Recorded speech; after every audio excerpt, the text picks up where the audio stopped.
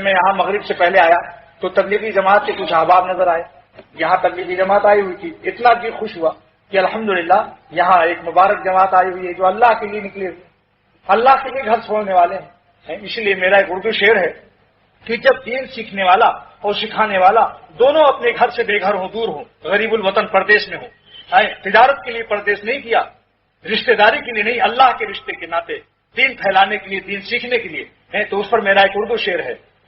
مانا کی بہت کیف ہے حب الوطنی میں، یعنی وطن کی محبت میں مانا کی بہت کیف و سرور ہے، ہو جاتی ہے میں تیز غریب الوطنی میں. لیکن جو اللہ کے لیے غریب الوطن ہو، پردیش اختیار کرے، اللہ کے لیے اپنے گھر سے نکل جائے، اللہ اس کو تیز واری پلاتے. ہو جاتی ہے میں تیز غریب الوطنی میں. غریب الوطن کس کو کہتے ہیں؟ جو گھر چھوڑ دے.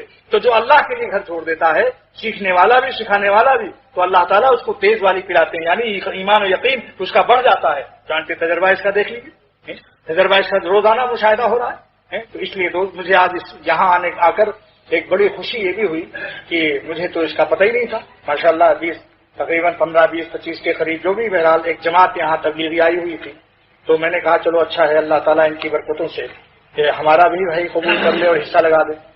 جتنا بھی ہو سکے تبلیغ جہاں بھی دین کا کام ہو رہا ہو، چاہے مدرسے کی صورت میں ہو یا تزکیہ نفس کی صورت میں ہو، خانقاہوں کی صورت میں ہو، سچے ہوں مگر اللہ والے، آپ کا جیب کاٹنے والے نہ ہوں.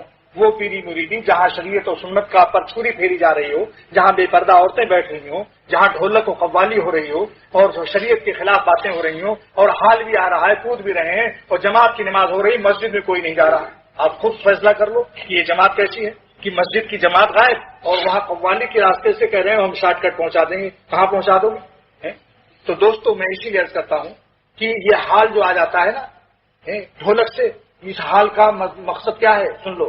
شاعر ایک بزرگ فرماتے ہیں الہ آباد کے کہ حال تیرا جال ہے، حال تیرا جال ہے، مقصود تیرا مال ہے، کیا خوب تیری چال ہے، لاکھوں کو اندھا کر دیا، لاکھوں کو اندھا کر دیا. کیونکہ شاعر کہتا ہے کہ گر ہوا پہ اڑتا ہو اور رات دن، ایک بزرگ آسمان پر اڑ کے چلا جائے اور بزرگ کہتا ہے میں بزرگ ہوں، لیکن ترک سنت جو کرے شیطان کے لیے، رسول اللہ صلی اللہ علیہ وسلم کی سنت کو چھوڑنے والا، آپ کے طریقے کو چھوڑنے والا، جماعت کی نماز کو ترک کرنے والا، اللہ کے نبی کی سنتوں پر چھری پھیرنے والا ولی اللہ ہو سکتا ہے؟ ہرگز نہیں ہو سکتا.